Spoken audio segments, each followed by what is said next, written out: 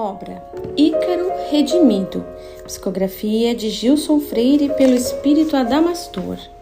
Capítulo 16. Aventuras inusitadas. Anuncia-lhes o quanto o Senhor te fez e como teve misericórdia de ti. Jesus, Marcos 5,19. Por alguns dias víamo-lo um pouco mais feliz, mas ainda não dava mostras de ter reavido suas preciosas lembranças e não comentava nada a respeito das experiências que revivera. Seguimos então nossas sessões de recapitulação, a fim de que ele recompusesse a memória perdida. Agora um outro apito de trem surgia, ressoando distante, acompanhado de latidos de cães, perdidos em uma imensidão de silêncios. Um céu vazio se desenhava em sua tela mental, em meio a nuvens estáticas. Como uma imensa tigela, a terra se desenrodilhava, fugindo aos poucos embaixo, salpicada de névoas e coberta de mantos brancos. Adivinhamos que era inverno, e embora o frio fosse intenso, o momento era de grande deleite. Ele flutuava ao sabor dos ventos, suspenso no ar. Que aventura é essa, Alberto? Interroguei-o, exercitando-o a vivenciar os detalhes daquele exótico momento. Aqui só chegam os apitos das locomotivas e os latidos dos cachorros. Estou fazendo com Machuron a minha primeira ascensão em balão. É deslumbrante. Tudo é muito bonito, limpo e calmo. Veja como os raios do sol refletidos nas nuvens criam jatos iridescentes de fantásticas luzes. É facílimo manejá-lo. Vendo a aeronauta conduzir-se nas manobras, acho tudo muito natural e simples. Tenho a alma sobressaltada, é verdade. A respiração parece faltar-me em certos momentos. Mas não sinto absolutamente medo algum. Não nos dá uma gostosa sensação de estar suspenso no vazio? Parecemos livres no espaço. Olhe para cima. Não vemos mais o balão. Ele agora se escondeu no meio de densas nuvens. Opa! Não vamos cair. As nuvens mais pesadas o esfriaram, depositando sobre ele grossas camadas de neve, fazendo-o precipitar-se abruptamente.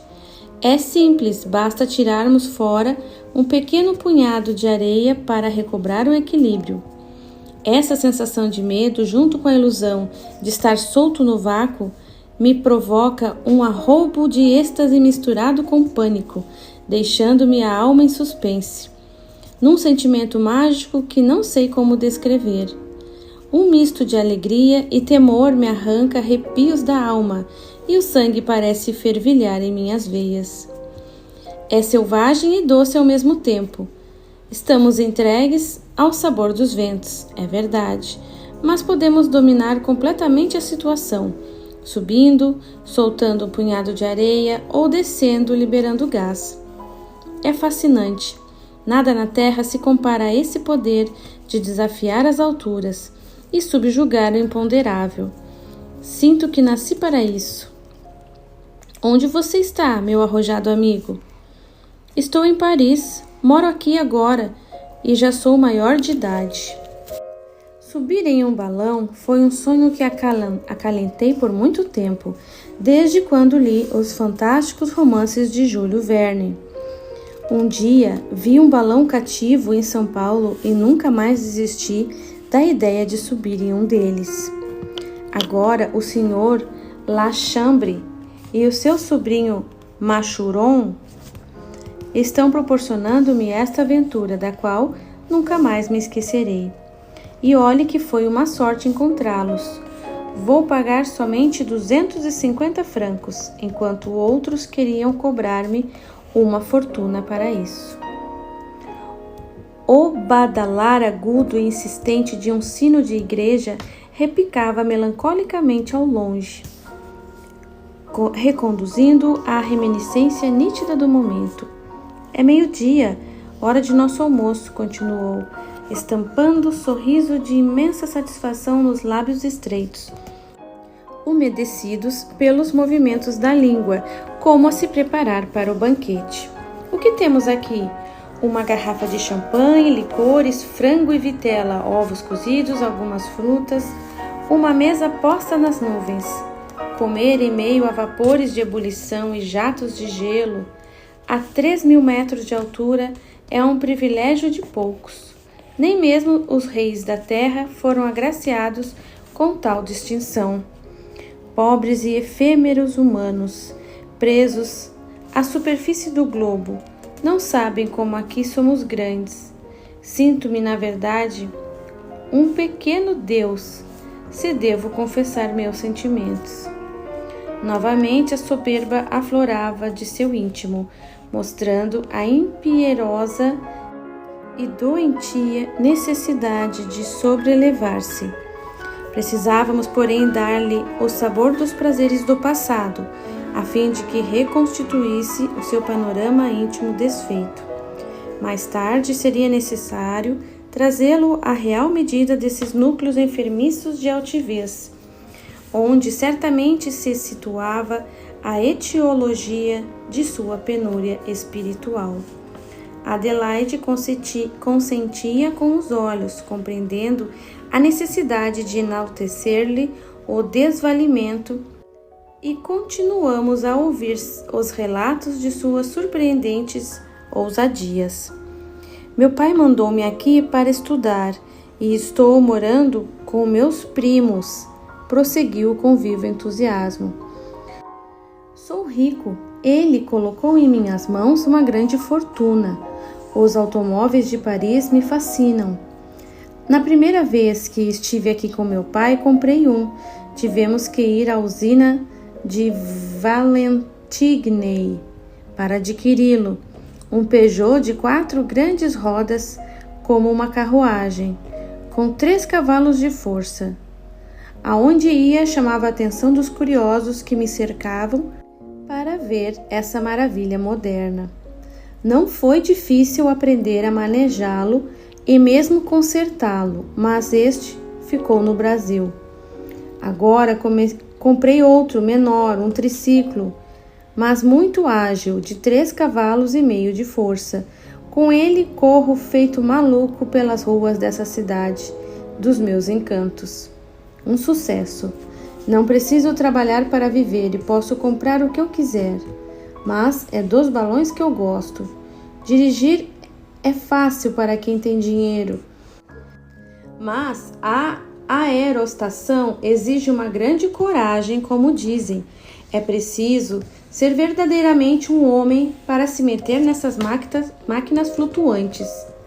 Na barquilha, nosso amigo utilizava o termo nacelle, como na época era de costume, porém usaremos sua denominação mais conhecida na atualidade. Na barquilha de um balão me transformo de imediato de um cidadão vulgar em um explorador de ciência. Sou Phileas Fogg, dando a volta ao mundo. Sou Hubbard, o conquistador. Posso pesquisar em terras desconhecidas, visitar as regiões polares, atravessar mares. Posso escolher a altitude e com ela aceitar ou não uma corrente de ar que me leva a uma direção. Mas nunca se sabe onde se vai descer, que os ventos vão levá-lo e para onde, em que país se vai pousar. Posso frequentar o céu acima das nuvens, onde nenhum mortal jamais esteve. Dar saltos de gigantes por sobre montes e bosques e depois pular da cesta como um deus saído de uma nave de outro mundo. Não, nada se compara a isso. Volte ao seu almoço, termine o passeio no meio das nuvens que tanto o encanta. Conte-nos mais. Já almoçamos e estamos voando há mais de 2 horas. É hora de pousar, pois nosso lastro já está acabando. Machuron confiou-me o controle da válvula. Estamos descendo. Opa, um vento mais forte, segure-se. Não foi nada, somente um pequeno solavanco.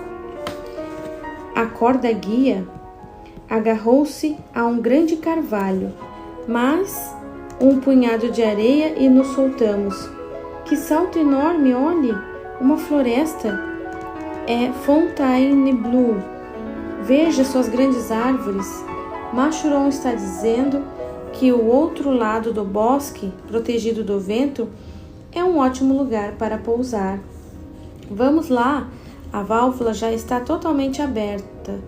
A âncora, pronto, são e salvos.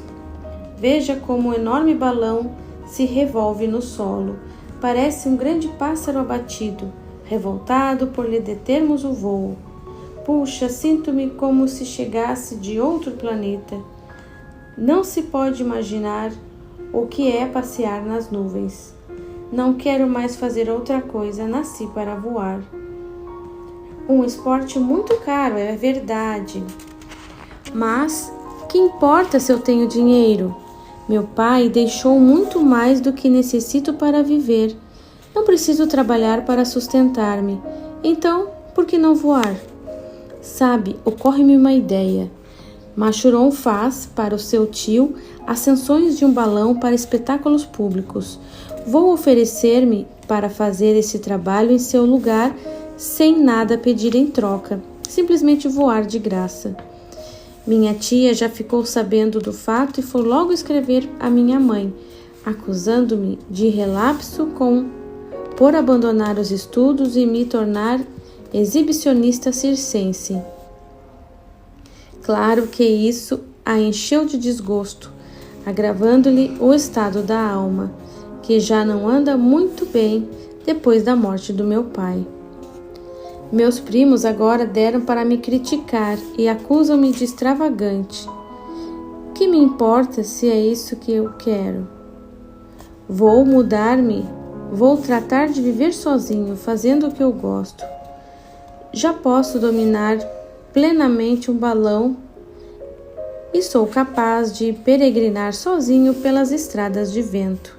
Já subi incontáveis vezes em muitos lugares, mais de 30 ascensões. Um dia, em Perone, repentinamente sua tela mental se enegreceu e o desespero tomou conta de sua alma, e ele continuou, antes que pudéssemos intervir. Ouço trovões, relâmpagos cortam os céus ao meu lado. Meu Deus, a escuridão me envolve. Estou perdido no meio de uma grande tempestade. Sinto a morte. Seu peito arfava e sua mente atirava-se num torbellino de imagens terrificantes. Detivemos sem demora a sua entrada na vivência do drama que vertia de seu pretérito de loucas aventuras, sugerindo-lhe que dormisse e não se lembrasse disso agora. Com a destra sobre seus olhos, impusemos-lhes, por força magnética, pesado sono restaurador, sugerindo-lhe novos sonhos com os momentos felizes. E o vimos flutuando no caminho de brisa faceira, num minúsculo e transparente balão, feito bolha de sabão, rolando por sobre extenso bosque mosqueado de matizes outonais. Ainda em estado de sono hipnótico, pedimos que nos descrevesse a cena evocada pelo sonho. Este é meu balão preferido, o menor de todos que já se construiu. O único que tem um nome chama-se Le Brésil. Vejam como tudo nele é pequeno. Andei notando como os balões são feitos de materiais pesados. É por segurança, me dizem. Não se pode arriscar nada em um balão, justificam. Mas isso apresenta uma grande dificuldade no transporte ao fim da viagem, pois o conjunto todo pesa muito mais de 200 quilos. Reconheço que não sou forte o bastante para ficar içando tanto peso. É um absurdo. Por isso, empenhei-me na ideia de ser manejado especialmente para os mais fracos como eu. Não posso negar. O Sr. Lachambre e o seu sobrinho me criticaram e não acreditavam em meus cálculos. Diziam que o balão ia adernar, sem estabilidade, e consentiram em fazê-lo para mim somente porque estavam certos de que não subiria. E vejam como se eleva e como seu voo é estável. E tem somente um pouco mais de 100 metros cúbicos de volume, cerca de 1/5 da cubagem de um balão ordinário. É de seda japonesa, muito mais leve que o da chinesa, a qual normalmente se usa. Troquei a pesada âncora por um arpão de 3 quilos e fiz a rede de cordas muito finas e leve, porém de igual resistência. Encomendei uma barquilha muito menor e mais leve, e para lhe dar maior estabilidade, aumentei os cabos de sustentação e a corda-guia. Pronto! E aí estou no menor dos balões, tirando também vantagem de meu pequeno peso, e não está adernando ou girando como previam. Ainda assim, dizem que os fortes ventos arrastá-lo-ão com facilidade. Pois, para que preciso enfrentar os ventos fortes? Basta subir em dias calmos, e ainda posso usar somente 3 ou 5 quilos de lastro. Fantástico, não? Andam dizendo que posso até transportá-lo em uma mala, o que naturalmente não é verdade. Mas, no final da viagem, tenho todas as comodidades ao meu favor. Já fiz muitas e felizes ascensões com ele, sem nenhum acidente. Só não posso levar amigos, mas voar é coisa que se faz sozinho mesmo. Adelaide, endereçando-me olhares de admiração, interrogava-se sobre a realidade de tudo aquilo. Aproveitando o intervalo em que ele se entregava a novo sono profundo, disse-lhe: realmente, esse foi o seu primeiro grande feito na navegação aérea que se iniciava. Insistindo na substituição dos materiais, começava sua missão entre os homens, Adelaide. Continuemos mais um pouco, aproveitando o seu entusiasmo e a sua entrega, confiante a nossa indução hipnótica. Voltando ao comando de seu transe vivencial, pedimos-lhe que nos contasse mais sobre suas intenções. Estou com uma secreta vontade que me domina o pensamento, noite e dia. Sei que me parece loucura, mas quero construir um dirigível. Ninguém fez mais dirigível nessa cidade desde os intentos de Giffard. Não deu certo porque ele usou uma máquina a vapor pesada e perigosa para conduzir seu dirigível. Se ele tivesse um motor menor, teria tido mais sucesso.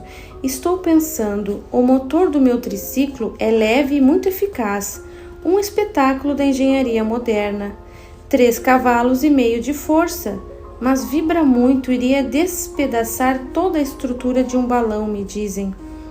Dizem que é loucura colocar um motor à explosão sob um balão de hidrogênio altamente inflamável. Mas penso em colocar as válvulas de gás bem atrás do balão. Não deve haver perigo. O Sr. Lachambre me disse que, se eu quero suicidar-me, é melhor sentar-me em um barril de pólvora e atear fogo, pois é menos dispendioso. Tenho de convencê-lo a tecer para mim o balão fusiforme, a fim de que ele corte o ar. Vai ser um balão fechado. Insiste ele que não poderei mantê-lo em forma pela contínua dilatação e contração do gás nas subidas e descidas do aparelho, mas não vou voar alto, somente uns 100 metros e não mais. Não haverá problemas. Após pequeno intervalo, voltando a caminhar nas lembranças, continuou. Tive a ideia de acoplar 2 cilindros do motor em oposição, um sobre o outro, a fim de que os seus solavancos se anulem, alimentados por um único carburador e uma só biela. Informaram-me que na rua do Coliseu havia um exímio mecânico que podia fazer isso para mim, e ele conseguiu. Colocamos o motor de volta no triciclo e funciona que é uma maravilha. Outro dia conduzi François até o bosque de Boulogne e içamos o triciclo em um forte galho de uma grande árvore. Funcionei a máquina no ar e montei nela. Não senti nenhuma trepidação, nem fui atirado longe. Com ele, segui a distância de uma corrida de carros e vi que poderia ganhar facilmente, mas não quis forçar o motor, pois tenho o melhor destino para ele. Exprimindo a expectativa na face, prosseguiu. Sei que é arriscado, mas a ideia de colocá-lo para impulsionar um balão com uma hélice não me sai da cabeça. Poderei morrer, é verdade, mas me sinto com coragem para isso. Falam de um tal retorno de chamas que poderá explodir o reservatório de combustível. Mas sempre esse perigo existe, mesmo em terra, com qualquer automóvel, e ninguém anda por aí com esse temor. Vou fazer funcionar o motor na mais completa escuridão para examinar até onde ele pode projetar fagulhas para cima, a fim de verificar a que distância segura deve ficar o balão. Depois quero ainda suspender o motor em um balão convencional, fixado em cordas, acioná-lo e sair de perto. Tendo a certeza de que nada vai acontecer, vou conseguir. Se Giffard e Tissandier tivessem um motor desse, teriam feito o mesmo. Depois de breve intervalo, ele arrematou em vivo entusiasmo. Suprimi o silencioso e dobrei o cano de descarga para baixo. Vejam, as fagulhas ficaram grandes e se dirigem para o solo. Nenhuma sobe. Vai dar certo. Um pouco cansado, nosso amigo adormecia.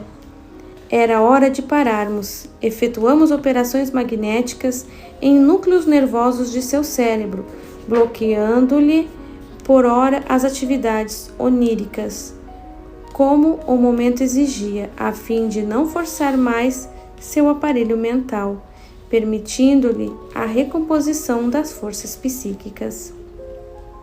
Adelaide denotava o arroubo de imprudência de nosso amigo, revelando já uma predisposição suicida, mostrando não se importar muito com o perigo da aventura.